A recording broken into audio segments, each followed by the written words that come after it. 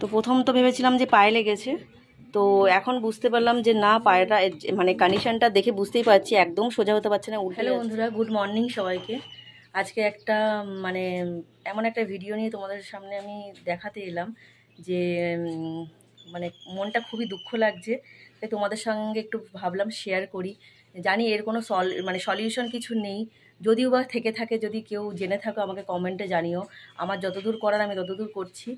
আর মানে এতটা দুঃখজনক মানে জিনিসটা না, তো চলো তোমাদের সকালবেলায় ঘটনাটা ঘটেছে, ওই জন্য সকালবেলায় ভাবলাম তোমাদের সঙ্গে শেয়ার করি। সকালবেলা এসে মনটা পুরো ভেঙে গেল পায়রার ঘরে এসে। তো কিছু তো আমাদের হাতে করার নেই। তো যাই হোক, আমি দীপা পিজন লাভার থেকে আরেকটা নতুন ভিডিও নিয়ে তোমাদের সামনে চলে এসেছি। চলো এবার কি ঘটনাটা ঘটেছে তোমাদের সঙ্গে একটুখানি শেয়ার করি আর দেখাই। বন্ধুরা, যেমন বললাম আমি, এই যে আমার দেখুন ধাড়ি পায়রার যে লফটের যে পায়রাগুলো আমার আছে, যারা আমার ভিডিও নিয়মিত শখ করো তারা সবাই জানো এই যে আমার যে বাহুবলী ব্রিডের যে পায়রাগুলো। তো এর মানে একটা বাচ্চা, যেটা মানে আমি খাওয়াতে গিয়ে আগের দিনকে বেরিয়ে গেছিলো বাবা মার সাথে, তো আমি ঢুকিয়ে দিয়েছিলাম যথারীতি আমি তাদেরকে ঢুকিয়ে দিয়েছিলাম বাচ্চাটাকে। তো নেক্সট দিন কি হয়েছে, বাচ্চাটা আবার বেরিয়ে না বাচ্চাটা উড়ে গেছে। তো এমন মানে উড়ে গেছে, বাচ্চাটা আর নামেনি, মানে রাতে আর ফিরতে পারেনি বাচ্চাটা। যাই হোক, 3 দিন পর আজ সকালবেলা বাচ্চাটা দেখো কি পরিস্থিতিতে ফিরেছে। মানে আমার মানে কি বলবো, মানে কথা বলতেও মানে এত খারাপ লাগছে। আজকে সকালবেলা বাচ্চাটা এসে দেখি, বাচ্চাটা দেখো কি অবস্থায়, তোমরা দেখতে পাবে। প্রথমে আমি বুঝতে পারিনি, প্রথমে মনে করেছিলাম যে আমি পায়ে লেগেছে হয়তো। তো আমি পায়ের মলম দিলাম, তারপরে আর্নিকা ছিল আমার ছেলের যে ওষুধ খাওয়ায়, আর্নিকা আমি খাইয়ে দিলাম।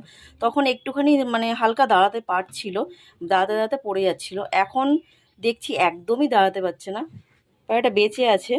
তো প্রথম তো ভেবেছিলাম যে পায়ে লেগেছে, তো এখন বুঝতে পারলাম যে না, পায়রাটা মানে কন্ডিশনটা দেখে বুঝতেই পারছি একদম সোজা হতে পারছে না, উল্টে যাচ্ছে। তো পায়রাটা 3 দিন পর ফিরে এসে পায়রাটা না স্ট্রোক হয়ে গেছে। তো দেখো পরিস্থিতিটা কেমন হয়ে রয়েছে।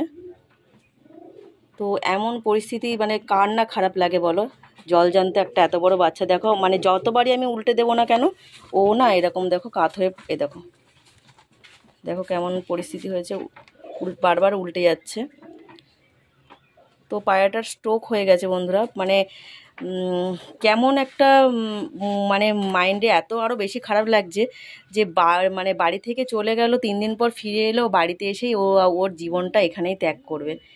তো স্যালুট আমার, সত্যি বাহুবলীর এই ব্রিডটাকে স্যালুট। যে মানে কথা বলতে আমার এত খারাপ লাগছে যে বাড়িতে এসে ও তার মানে নিঃশ্বাসটা এখানে ত্যাগ করো। জানি না একে এই পরিস্থিতিতে বাঁচাতে পারবো কি না, মানে জানি না এটার কি হবে।